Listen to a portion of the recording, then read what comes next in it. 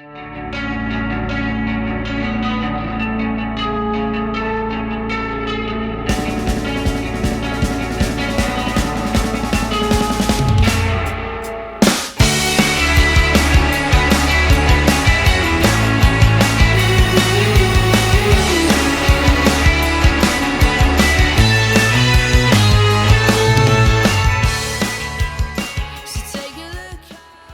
I've always had love for skateboarding. Pulling off tricks that didn't seem humanly possible, or even just cruising around. There's just a freedom about it. But I've always felt that there's an inequality in the sport, so I decided to study that topic further. I think it was 2013 when we went down to Watford, because there's a big indoor skate park there. So it was my dad, my brother and I. They were on their skateboards and I was on my scooter. I was the only girl at the skate park for a while until a girl came along and was learning to skate with her boyfriend, which inspired me to skate. So I asked my dad for his board, and kind of later that day she walked over to us and was like, "Oh, that's really cool. You know, I wish I'd started learning when I was younger," which kind of inspired me to skate even more. I could have got into skateboarding a lot younger than I originally started, because I was always surrounded in the kind of culture of it. My dad's been skating since he was 14 or so, and I was always growing up with like the games and the music and the, you know, like X Games and stuff on the TV. So it's not like I wasn't exposed to anything like skateboarding related. So I always felt that it was too extreme and dangerous, and like I was kind of too scared to do it because of the pain factor that was involved. So I kind of held off from starting for a really long time. It took me a while to properly get into skating, even though I had my board, because every time that we'd go to a skate park, I'd be the only girl there. And I'd always felt like I'd be looked down on by all the kind of other guys at skate park, even though my dad and brother there, so I had the safety of them. I should really say that that's what pushed me to be like, I'll show them, but it didn't, and it kind of pushed me in the other way in a sense, because I felt like that I had to prove myself to be there. It's taken me a while to realise, like, you know what, screw them, I'm going to do what I want, and I have every right to be here, just like you do. But the thing is, it wasn't just like being the only girl at the skate park, it was the lack of representation in all other media of like showing skateboarding. It's easy to pick up a magazine or a video and you can just see that like it's just guys, and it's only kind of recently that women have been kind of coming into the scene a bit more, and more front page spreads with women on, and you know, like skate videos just dedicated to them, which I think is kind of more inspiring.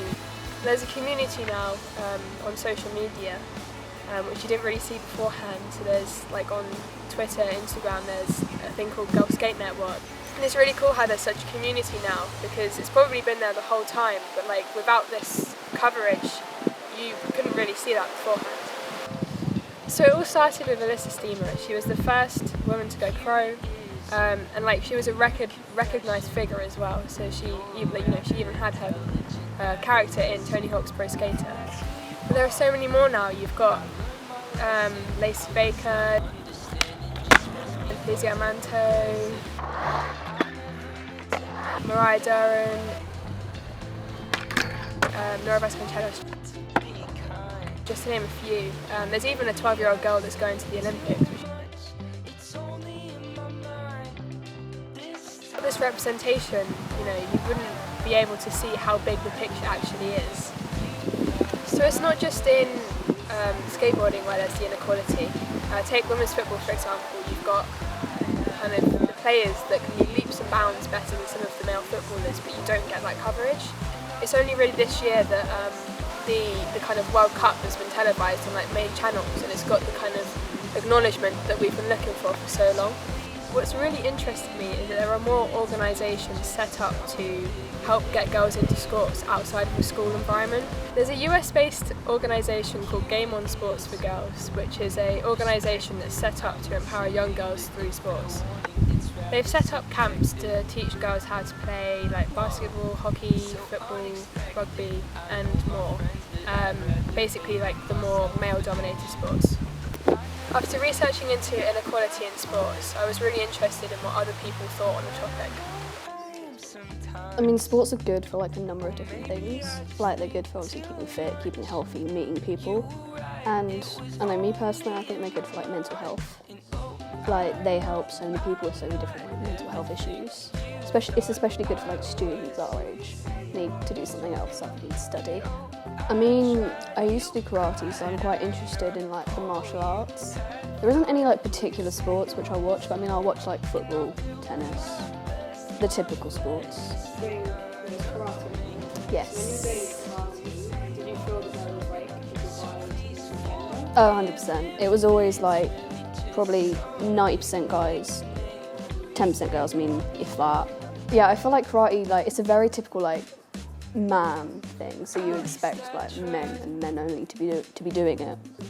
And I felt like if you saw a girl doing karate, it'd be like, are you really strong enough to do this type thing? And yeah, I did feel like we were looked down upon if we did, like, even the slightest thing wrong. I mean, I don't really follow anyone in particular, but honestly, like Serena Williams. I don't know, she just seems like a very inspirational person, and the fact that she's done so much for tennis, and like she's shown that women can be good at a sport. It's not just like Andy Murray or whoever like dominating.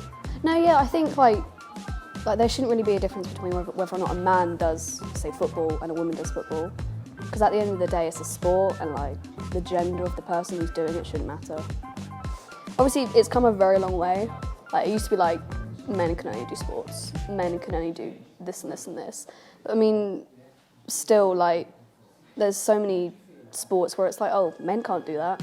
Like, let's just say, I don't know, let's just say netball ended up being an Olympic sport.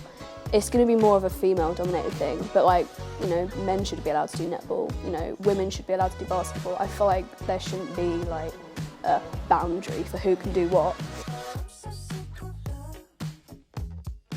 I do football and rock climbing. Did football was through my PE teacher in primary school, and I played it, and I played for the school for primary school, and I loved it. And he said, "Oh, you should join this club," and then I've joined them since like forever. And then rock climbing, my dad's done rock climbing, so he kind of has that background.